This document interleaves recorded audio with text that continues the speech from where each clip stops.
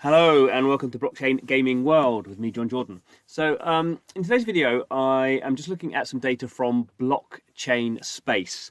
URL is blockchainspace.asia, and Blockchain Space is a guild playing Axie Infinity and I guess over time other games. But more importantly, it also provides a bunch of software for other guilds to use. So it provides sort of management software so you can sort of handle your scholars and checking out what they're doing and passing over the SLP that they're earning, that sort of stuff. So it's sort of like a platform for guilds. Currently very focused on AXIE Infinity, but over time, probably in 2022, other games as they come along. It's raised a bunch of money from VCs, also raised its own, or launched its own token that raised a bunch of money as well. So it's sort of one of these sort of companies fairly well funded, and in this interesting space of guilds, which I think we'll see a lot more of in 2022, and I guess we'll see a sort of refining of their models, and probably some of the smaller ones will get bought up by the bigger ones. That tends to happen, consolidation, all that stuff. Anyway, so this is their data. This is just on their website. I'm not saying this data is like 100% accurate. Clearly, they're just working off the data that they've got, the data that is inputted from people who are using their software.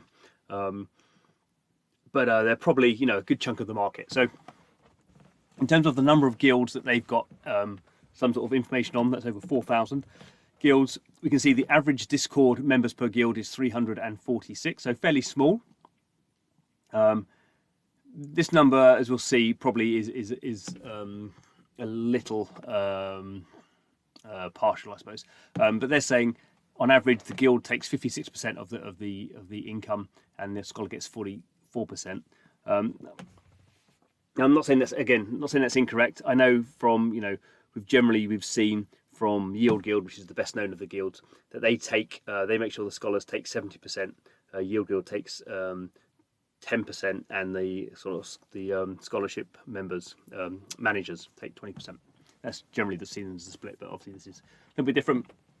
In terms of activeness, so we're saying this is if we're saying the average Discord has 346 members, the average active Discord members is 27, and the average scholar count is 9. So that sort of blows these things down a little bit. There's maybe hundreds of people in the Discord, but only 27 tens who are actually sort of active in Discord and the scholarship count. So there's effectiveness here. We can see the performance. So the average daily SLP token that you earn from Axie Infinity, 131. So that's about sort of 2 cents at the moment. So it's not really very much. It's about $2 average a day. Obviously, the average here is not necessarily very helpful because the people at the top end will be earning a lot more. And this is the average sort of ranking. You need a certain ranking even to be able to earn SLP at the moment. So this is a surprising thing, I guess. Not surprising that Asia is leading. I mean, it's quite a big unclassified number here. So 200 and almost 250,000 Discord members here, at least, or so. It's going to show us here. So yeah, maybe not such. It's actually small in terms of activity. Average scholar count is actually very small for this unclassified. So maybe they're just not very active. But we can see here that Asia at least has the most guilds and the most Discord members. Surprisingly, Europe in second place. North America pretty small. The thing that I'm really surprised about here is Africa. So Africa clearly is a lot of people, a lot of young people, maybe not as technologically advanced generally as Asia. But this seems very small. This seems like a big opportunity here. If there's only five guilds for however many billion people there are, over 1 billion people in Africa. But I guess they're not going to be probably on Discord so much. So there's just a lot of building to be done there in terms of Africa. But I would be surprised, obviously, over 2022 if Africa's at the bottom in 2020 by the end of 2022. That'd be surprising. The other interesting thing to look at here is the top guild. So I guess the ones that I speak about a lot, or the ones we hear about a lot, is Yield Guild, who actually, even though they're based in the Philippines, it looks like they're being, for some reason, listed under Europe. I don't know why. But they have a lot of members in their Discord. Unix Guild is by far and away the biggest, though, although has a lower effectiveness, and obviously much smaller when it comes to active Discord members. So actually, all these guilds are probably much more broadly similar when you're actually looking at activity. But we have sort of Asia, really big, Europe.